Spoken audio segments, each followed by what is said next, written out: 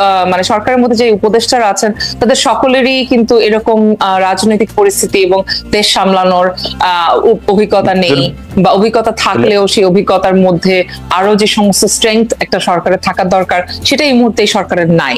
সবচেয়ে বড় যে সমস্যাটার জায়গা সেটা হচ্ছে ফ্যাসিবাদের পতনের পর ফ্যাসিবাদী ব্যবস্থা তো চলে যায়, আমাদের মননের মধ্যে যে ফ্যাসিবাদ গেড়ে বসে আছে সেটাও কিন্তু অত সহজে দূর হয়ে যাচ্ছে না। আমি একটু জনাব নুরুল হক নূর আপনার কাছে জানতে চাইবো যে একটি স্বচ্ছ নিরপেক্ষ নির্বাচনের দাবিতে আপনি গত 4 বছরে মাঠে সক্রিয় ছিলেন, 3 মাস পরে এসে অন্তর্বর্তী যে সরকারটা গঠিত হয়েছে তার মানে তাকে আপনি আসলে মানে তার সম্পর্কে আপনি কি বলবেন? নির্বাচনের আয়োজনের পথে তারা সঠিক পথে রয়েছে কিনা, বর্তমান সরকারের রোডম্যাপ বা যেটি মনে হচ্ছে রোডম্যাপ সেটিতে আপনি সন্তুষ্ট কিনা?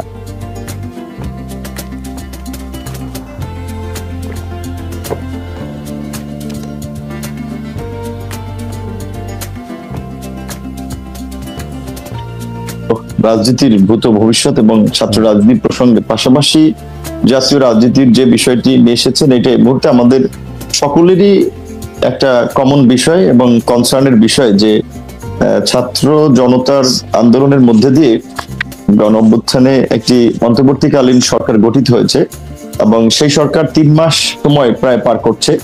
3 মাসের সরকারের কার্যক্রম এবং জনপ্রত্যাশা রাজনৈতিক দলগুলো থেকে শুরু করে নাগরিক সমাজ সেইটা কতখানি হয়েছে আসলে সেইটা মূল্যায়ন করার জন্য প্রথমত 3 মাস সময় একেবারেই পর্যাপ্ত সময় না। দেশের অর্থনীতি, সামাজিক ব্যবস্থা, বিচার ব্যবস্থা, প্রশাসনিক ব্যবস্থা গত 1.5 দশকে যেভাবে আসলে পুরো রাষ্ট্র কাঠামোকে একদলীয় শাসন ব্যবস্থায় রূপ দিয়ে কার্যত ভেঙে ফেলা হয়েছে বা ধ্বংস করা হয়েছে, সেখান থেকে ঠিক করতে এই রাষ্ট্র কাঠামোকে ঠিক করতে একটু সময়ের প্রয়োজন, যার ফলে 3 মাসের মধ্যে সরকারের খুব বড় কোনো সাফল্য কিংবা সরকারের সফলতার মূল্যায়ন করাটা একটু ডিফিকাল্ট।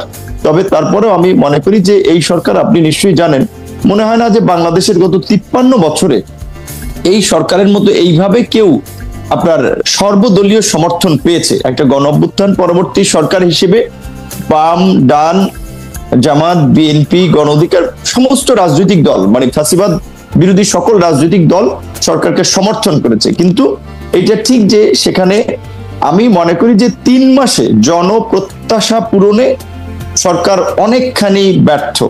জন আকাঙ্ক্ষাকে ধারণ করে সরকার সামনে আগাতে পারছে না, যার ফলাফল হচ্ছে আপনি কিন্তু জনাব নূর, মানে ভোট ছাড়া মানে নির্বাচন ছাড়া জন আকাঙ্ক্ষা বোঝার কি কোনো কায়দা আছে? মানে আপনি এটা ঠিকই বলেছেন যে অনেক ধরনের জায়গা থেকে, নানা ধরনের বিপরীতার্থিক জায়গা থেকে সরকার সমর্থন পেয়েছে বটে, কিন্তু সরকার যারা পরিচালনা করছেন তারা জন আকাঙ্ক্ষা কি করে বুঝবেন? মানে তাদের তো জন আকাঙ্ক্ষা বোঝার কোনো উপায় তো তাদের মধ্যে নাই। তার ফলে আমরা যেটা দেখছি, যখন এই সরকারের যেইটা মনে হচ্ছে তারা সেইভাবেই আসলে কাজ করতে করছেন, প্রতিক্রিয়া জানাচ্ছেন, মানে তাদের যখন যেটা মনে হচ্ছে সেটা ভালো খারাপ উদ্দেশ্য নিয়ে আমি প্রশ্ন তুলছি না, আমি প্রশ্ন তুলছি হচ্ছে যে জন আকাঙ্ক্ষা বোঝার কোনো ক্ষমতা এই সরকারের রয়েছে কিনা, বা এই সরকার যারা পরিচালনা করছে তারা রয়েছে কিনা। হ্যাঁ, প্রোগ্রামের ব্যাকগ্রাউন্ডে বোধহয় কিছু মানুষের কনভারসেশনের শব্দ আসছে, এটা আমাদের টেকনিক্যাল। আমি বলি প্রোগ্রামের ব্যাকগ্রাউন্ডে মানে শব্দ আসছে কারণ হচ্ছে যে আমি আপনি সেই শব্দ শুনতে পাচ্ছি, সেটি হচ্ছে যে কারণ হচ্ছে যে আমাদের প্রফেসর নিত্রা উনি এইমাত্র এসে আমাদের সাথে যুক্ত হয়েছেন, তার মাইক আসলে টেস্ট করা হচ্ছে। মানে লাইভ অনুষ্ঠানে আসলে মাইক টেস্ট করতে হয়, একটু সময় লাগে, কিন্তু প্রফেসর নিত্রা একটু পরে এসেছেন। আমরা আমাদের আরেকজন আলোচক ঢাকা বিশ্ববিদ্যালয়ের সম্মানিত শিক্ষক, আমরা এই জনাব নুরুল হক নূর, আমি যেটা বলছিলাম 2018 সালে, জনাব নূর আমি যেটি বলছিলাম যে আপনি বলছেন যে আকাঙ্ক্ষা, জন আকাঙ্ক্ষা বোঝার কোন উপায় সরকার আছে? জি রাইট। না, এখন নির্বাচন, এটা ঠিক যে নির্বাচন জনগণের মত প্রকাশের কিংবা রাজনৈতিক দলের জনপ্রতিনিধিদের জনপ্রিয়তা যাচাইয়ের একটা মাধ্যম, কিন্তু এখন এই সরকারকে তো আর নির্বাচনের মাধ্যমে জনপ্রিয়তা যাচাই করতে হবে না বা সেই সুযোগটা নাই, কারণ ওনারা তো একটা সংকটকালীন সময় দায়িত্ব নিয়েছে দেশকে একটা সঠিক ট্র্যাকে তোলার জন্য। তো এখন মানুষের যে প্রত্যাশাটা ছিল যে আপনার ধরেন বিভিন্ন সামাজিক সংগঠন, রাজনৈতিক সংগঠন সকলে মিলে ছাত্ররা একটা গণ অভ্যুত্থান ঘটালো এবং একেবারেই পয়েন্ট অফ নো রিটার্ন থেকে আন্দোলন করেছি। যেমন আমি 18 জুলাই দিবাগত রাত 19 জুলাই গ্রেপ্তার হয়েছি, বিএনপি, জামাত, বিভিন্ন রাজনৈতিক দলের অনেক নেতৃবৃন্দ গ্রেপ্তার হয়েছে। সরকার যদি আজকে না পরিবর্তন হতো আমাদের কিন্তু নির্ঘাত অন্তত 2-4 বছর জেলে থাকা লাগতো। এবং এই ঘটনায় 5ই আগস্টের পূর্বে যত মামলা হয়েছে সমস্ত মামলায় কিন্তু আমাদেরকে আদালতের বারান্দায় বারান্দায় হাজিরা দিতে দৌড়াতে হতো। তো আমাদের একটা প্রত্যাশা ছিল এবং আমি মনে করি আমরা যেহেতু রাজনৈতিক দল, ধরেন আমার একটা রাইজিং দল, আমি একটা দলের প্রতিনিধিত্ব করি, আমাদের কর্মী সমর্থক সংখ্যা কম হতে পারে, আবার বিএনপি একটা বড় রাজনৈতিক দল, জামাত কিংবা অন্যান্য বামপন্থী রাজনৈতিক দল একটা বড় রাজনৈতিক দল। তো এই রাজনৈতিক দলগুলোর বা নেতা কর্মী এবং সাধারণ মানুষের একটা প্রত্যাশা ছিল যে জাতীয় সংকট থেকে উত্তরণে সরকার আন্দোলনকারী অংশীজনদের নিয়ে এবং যারা গত 15 বছরে বাংলাদেশের জনগণের পক্ষে কথা বলেছে, অবস্থান নিয়েছে, তাদেরকে নিয়ে একটা জাতীয় সরকার করবে বা জাতীয় ঐক্যমতের সরকার করবে, যেই সরকারের মাধ্যমে রাষ্ট্রের যে আমরা এই যে কাঠামোগত পরিবর্তনের কথা বলছি, ফ্যাসিবাদী কাঠামোর বিলোপ করে নতুন একটা রাজনৈতিক বন্দোবস্ত, নতুন রাষ্ট্র ব্যবস্থার দিকে যাওয়া, সেই দিকে সরকার হাঁটবেন। প্রথমে সরকার গঠনে সরকার মানুষকে হতাশ করেছে যে কিছু একেবারেই আন্দোলনের অংশীজনদের আমি মনে করি যে বাদ দিয়ে শুধুমাত্র একটা অংশ অর্থাৎ ছাত্রদেরকে প্রাধান্য দিয়ে আর তাদের মন মতো করে সরকারের কাঠামোটা বা সরকারটা গঠন করেছে, সেখানে মানুষের একটা বড় ধরনের হতাশা বা ধাক্কা তৈরি হয়েছে। দ্বিতীয়ত সরকারের 3 মাসের কর্মকাণ্ডে আমরা দোদুল্যমান অবস্থা লক্ষ্য করেছি, সিদ্ধান্ত গ্রহণের ক্ষেত্রে সরকারের ধীরতা আমরা লক্ষ্য করি নাই। জনাব নূর, আমাদের সাথে অধ্যাপক সামিনা লুৎফা নিত্রা যুক্ত হয়েছেন, আমরা সামিনা লুৎফা নিত্রাকে স্বাগত জানাই। পাশাপাশি একটি জিনিস আপনার কাছ থেকে একটু জেনে রাখি, আমরা যাব আবার আপনার কাছে, যে আপনার কাছে কি মনে হয় যে সরকার পরিচালনার ক্ষেত্রে যদি এই ছাত্র সমন্বয়করা অংশ না নিতেন তাইলে এইটা বেটার হইতো কিনা, মানে জাতীয় সরকার করার ক্ষেত্রে এইটা একটা উদ্যোগ হইতে পারতো কিনা, যারা বিপ্লব করছেন তারা যদি অন্তর্বর্তীকালীন সরকার না করতেন, নাকি তারা অন্তর্বর্তীকালীন সরকার শুধু গ্রহণই করেন নাই, প্রফেসর ইউনূসের মতো বলতে হবে ছাত্ররাই তো আমাদেরকে এই চাকরি দিয়েছে, ব্যাপারটা কি ওরকম? জি, আমি আবারও আমাদের নিত্রা ম্যাডামকে ধন্যবাদ জানাই, যে কারণ তিনি ঢাকা বিশ্ববিদ্যালয়ে আমরা যখন দুঃসময় আন্দোলন করেছি হাতে গোনা 2-4 জন শিক্ষক আমাদের সাথে সংহতি রেখেছেন, আমাদের পাশে দাঁড়িয়েছিলেন অধ্যাপক রোবায়েত ফেরদৌস, সামিনা লুৎফা, তানজিমউদ্দিন খান, তাদের মধ্যে অন্যতম আমার ডিপার্টমেন্টের একজন শিক্ষক ছিলেন আপনার তাসনিম সিরাজ মাহবুব। তো সেই জায়গা থেকে তাকে আমরা একটা ধন্যবাদ জানাই। আর আপনি যে আমাকে যে প্রশ্নটি বলেছেন আমিও একটু শেষ করছি ওই আঙ্গিকে একটু বলে, তারপর ম্যাডাম তো বলবেন যে সরকারের গঠন প্রক্রিয়াটাতে ছাত্র নেতৃবৃন্দের প্রতিনিধিত্ব থাকা না থাকা নিয়ে এটা একটা আবার একটা বড় ধরনের অবস্থান বা স্টেটমেন্টের প্রয়োজন। তো সংক্ষেপে আমি যেটা মনে করি যে দেখেন 5ই আগস্টের পূর্বে যেভাবে আমাদের এই ছাত্র আন্দোলনের নেতৃবৃন্দ জাতীয় ঐক্যের কেন্দ্রবিন্দুতে পরিণত হয়েছিলেন, সবাই তাদের ডাকে কিংবা আহ্বানে সাড়া দিয়ে এই গণ অভ্যুত্থানে অংশ নিয়েছিল, সেই ক্ষেত্রে এই যে রাষ্ট্র সংস্কার একটা বড় কর্মযজ্ঞ, সেইখানে কিন্তু আমাদের এই ছাত্র নেতৃবৃন্দ একটা সেন্টারে থাকতে পারতো। তারপরেও সরকারে আমি মনে করি যে ছাত্রদের প্রতিনিধিত্ব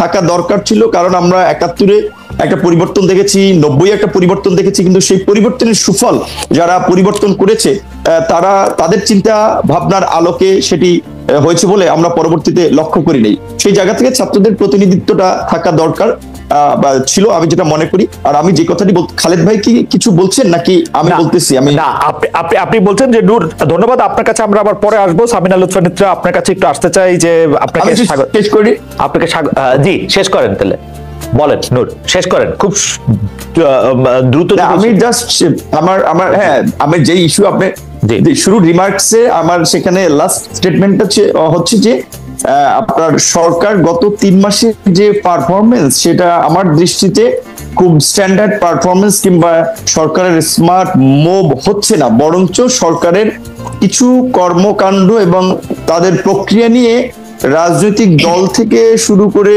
নাগরিক সমাজ কিংবা অন্যান্য স্টেক হোল্ডার বলেন, তাদের একটা অংশের মধ্যে বেশ কিছু কনসার্ন তৈরি হয়েছে। এই কনসার্ন যদি তারা সঠিকভাবে আপনার অ্যাড্রেস করতে ব্যর্থ হয়, তাহলে আসলে সরকারের সামনে এগিয়ে চলার পথটা খুব মসৃণ হবে না।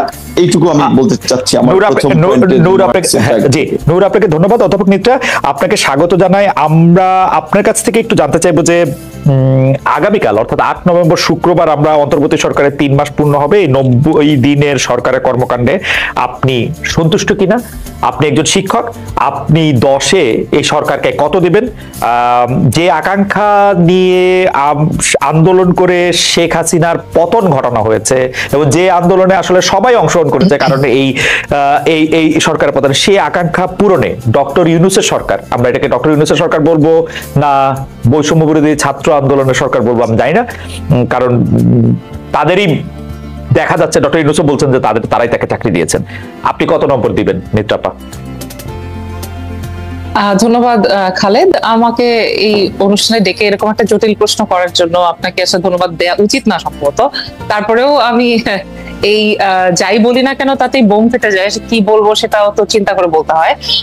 আমাকে যদি বলা হয় যে 3 মাসের এই সরকারে, যে সরকারটিকে আমি একটা অন্তর্বর্তীকালীন সরকার বলেই বলবো, এবং সেখানে তাদের যে পারফরমেন্স, আমি যদি এক এক করে বলি যে প্রথমে আমাদের এই সরকারের কাছে কি চাওয়া ছিল। প্রথম চাওয়া ছিল যে জুলাই অভ্যুত্থানে এবং অগাস্ট পর্যন্ত যদি আমরা চিন্তা করি, জুলাই অভ্যুত্থানে যারা নিহত হয়েছেন, যারা আহত হয়েছেন, তাদের আহতদের চিকিৎসা দেয়া এবং নিহতদের পরিবার এবং আহতদেরকে পুনর্বাসন করা, এই জিনিসটা আমার কাছে আপনি যদি জিজ্ঞেস করেন, আমার মনে হচ্ছে 3 মাসে এই কাজের অগ্রগতি অনেক ধীর, এবং এখানে যতটা দ্রুততার সাথে আমরা এই কাজটি হয়তো দেখতে চেয়েছিলাম, সেই অর্থে এই কাজটি আমরা পূর্ণরূপে বা পূর্ণ উদ্যমে দেখতে পাইনি।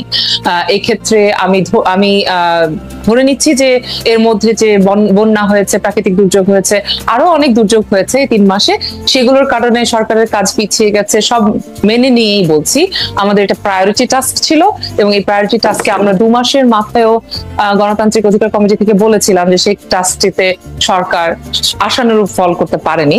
এবং আজকে এসে আমরা দেখতে পাচ্ছি যে আসলে কয়েকজন নিহত পরিবারকে গত সপ্তাহে বা এই সপ্তাহেই বোধহয় চলতি সপ্তাহে তাদেরকে ডাকা হয়েছে এবং এক ধরনের যোগাযোগ তৈরি হচ্ছে, কিন্তু এটা আমাদের কাছে আশা ছিল আরো আগে এটা ভালো করে হবে। সেই জায়গাটাতে আমাদের একটা খুব নিরাশার জায়গা তৈরি হয়েছে। দ্বিতীয় যে জায়গাটি, সেটা হচ্ছে জনমনে নিরাপত্তার ধারণা দেয়া এবং জনগণ আসলে নিরাপদ আছেন কিনা। এবং জনগণ বলতে আসলে কিন্তু সংখ্যাগরিষ্ঠ জনগণকে বোঝায় না, শুধু জনগণ বলতে নানান রকম জনগণ, তার মানে বিভিন্ন বর্গের মানুষ, নারী, শিশু এবং বিভিন্ন ধরনের ধর্মীয় এবং জাতিসত্তাগত যারা সংখ্যালঘুকৃত মানুষ আছেন, তাদের প্রত্যেকের যে স্বর, সেই স্বর কিন্তু আমরা শুনতে পাচ্ছি না, বরং আমরা গত 3 মাসে দেখেছি নানাভাবে তাদের অধিকার খর্ব হচ্ছে, তাদের উপর হামলা হচ্ছে, আক্রমণ হচ্ছে, এমনকি পাহাড়ে যে আক্রমণ হয়েছে, যে হত্যাকাণ্ড হয়েছে, সেগুলোর ক্ষেত্রেও আমরা খুব জোরালো পদক্ষেপ দেখতে পাইনি সরকারের কাছ থেকে। যে পদক্ষেপ আমাদের নারীদেরকে, আমাদের ভিন্ন মতাবলম্বী মানুষদেরকে, ভিন্ন জাতিসত্তার মানুষদেরকে, ভিন্ন ধর্মের মানুষদেরকে এক ধরনের স্বস্তি দেবে যে না, এই সরকার আমাদের সাথে আছে, সেই অবস্থানটা তারা পরিষ্কার করেন নাই। এবং যেহেতু আমরা জানি, এই কথাটি আমি বলছি এটা জেনে এবং মেনেই, যে বাংলাদেশের সব পুলিশ ফেরত আসেনি, এখনো আমাদেরকে আর্মিকে ম্যাজিস্ট্রেসি পাওয়ার দিয়ে অনেক কিছু চালাতে হচ্ছে, এই সমস্ত কিছু জেনে বুঝিয়ে পাচ্ছি। ম্যাডাম, ট্রাফিকেরও কিন্তু শৃঙ্খলা ফেরেনি। আর সবচেয়ে বড় কথা আমি শেষ করে দিচ্ছি, সবচেয়ে বড় কথা হচ্ছে বাজারে যে ভয়ঙ্কর পরিমাণে দাম বেড়ে গেছে সবকিছুর, এই জায়গাতে আমি বলবো যে আমাদের সরকার সেই কার্যক্রমটি দেখাতে পারেনি এখনো। অনেক সংস্কার কমিশন হয়েছে, আমরা আশাবাদী সংস্কারগুলো হবে, কিন্তু তার আগে আসলে মানুষকে বেঁচে থাকতে হবে, তো মানে নিরাপত্তা নিয়ে বেঁচে থাকতে হবে। এই জায়গাগুলো তো তাদের অনেক কাজ করবার আছে। না আপা, আমি যেটি বলতে চাইছিলাম যে একটি তো হচ্ছে পরিবর্তন করতে পারে নাই, এটা একটা সময় 90 দিন যেটি নূর বলতে চেষ্টা করলেন, আরেকটি হচ্ছে যে পরিবর্তন করবেই না। এই সরকারের সাথে, এই সরকার সংখ্যাগুরুরই সরকার, এই অন্তর্বর্তীকালীন সরকারের আচরণ দেখে কি এইটা মনে হইতেছে না যে তারা আসলে যে নাম্বার, যেদিকে বেশি নাম্বার, যেদিকে যারা ক্ষমতাবান, যারা হলো বেশি ভোকাল, তাদের কথাই শুধু শুনবে? একটা তো হচ্ছে যে আমি পারতেছি না, আরেকটা হচ্ছে আমি করতেছি না, আমি করব না। মানে ও আরো, এই সরকার আরো 5 বছর থাকলেও এগুলি করবে না আপনি যেগুলি বলতেছেন। এই নারীর অধিকার নারীর অধিকার না, মানে আপনি যেটা বলতেছেন, যে অধিকারের কথাগুলি আপনি বলতেছেন, আমি যদি এই প্রশ্ন করি যে সরকার আরো 5 বছর 50 বছর থাকলেও এগুলি করবে নাকি আরো উল্টা পথে হাঁটবে? না, আমার মনে হয় না যে উল্টা পথে হাঁটবে। আমার মনে হয় যে এটা একটা সময় তারা দিচ্ছেন যাদেরকে তারা মনে করেন, এটা আমার ধারণা। আমি আসলে সরকারের সাথে এত মানে জড়িত মানুষ না, তো আমি তো সরকারের যারা আছেন তাদের সাথে আমার দেখা সাক্ষাৎ বা কথাবার্তা হওয়ার সুযোগ হয় না। সুতরাং আমি তাদের কার্যক্রম দেখে, জনপরিসরে তারা যা বক্তব্য রাখছে তার ভিত্তিতে আমি কথা বলি। যদি সেই ভিত্তিতে কথা বলি, আমার মনে হচ্ছে যে যেহেতু তারা দেখেছেন এবং তাদের মূল যুক্তি হচ্ছে আওয়ামী লীগ আমলে যারা নিপীড়িত ছিল, নিষ্পেষিত ছিল, তাদেরকে তারা বেশি স্পেস দিচ্ছেন, এরকম একটা ধারণা কিন্তু জনমনে আছে। এবং সেক্ষেত্রে আমি প্রথমত দেখতে পাচ্ছি জামাতকে, আমি বিএনপি কে অত বেশি দেখতে পাচ্ছি না। আমার কাছে মনে হচ্ছে অন্যান্য যে রাজনৈতিক দলগুলো আছে যারাও আসলে আওয়ামী লীগের আমলে যারা প্রভূতভাবে নিপীড়নের শিকার হয়েছেন, তাদের সবাইকে তারা স্পেস দিচ্ছেন সেরকমটা মনে হচ্ছে না। তাদের কাছে যাদেরকে মজলুম মনে হয়েছে তাদেরকে ওনারা বেশি স্পেস দিচ্ছেন আগে, এটা আমার কাছে মনে হচ্ছে। তবে আমি আশা রাখতে চাই যে তারা নিশ্চয়ই, যেহেতু বৈষম্যহীন বাংলাদেশের কথা বলে তারা সরকার গঠন করেছেন, আমি তাদের কাছে আশা রাখি যে তারা এখনো সেই বৈষম্যহীন বাংলাদেশ গড়ার রাস্তায় থাকবেন। তাদের পদ ভুল হয়ে যেতে পারে, কিন্তু আমি এখনই তাদেরকে একদম মানে খরচের খাতায় ফেলতে চাই না। না, খরচের খাতা না, মানে পদ ভুল হইতে পারে, কিন্তু উল্টা পথে তারা হাঁটতেছে বলে আপনি মনে করছেন না? না, নট নেসেসারিলি। আমার কাছে মনে হচ্ছে যে, আমি জানি যে আপনি উদাহরণ দিতে পারেন যে এক ধমকে এদিকে চলে যাচ্ছে, আরেক ধমকে অন্যদিকে চলে যাচ্ছে, এরকমটা আছে। এটা একদম নাই তা বলছি না। তার কারণ হচ্ছে আমার ধারণা সরকারের বহু মানে সরকারের মধ্যে যে উপদেষ্টারা আছেন তাদের সকলেরই কিন্তু এরকম রাজনৈতিক পরিস্থিতি এবং দেশ সামলানোর অভিজ্ঞতা নেই, বা অভিজ্ঞতা থাকলেও সেই অভিজ্ঞতার মধ্যে আরো যে সমস্ত স্ট্রেংথ একটা সরকারের থাকার দরকার, সেটা এই মুহূর্তে সরকারের নাই।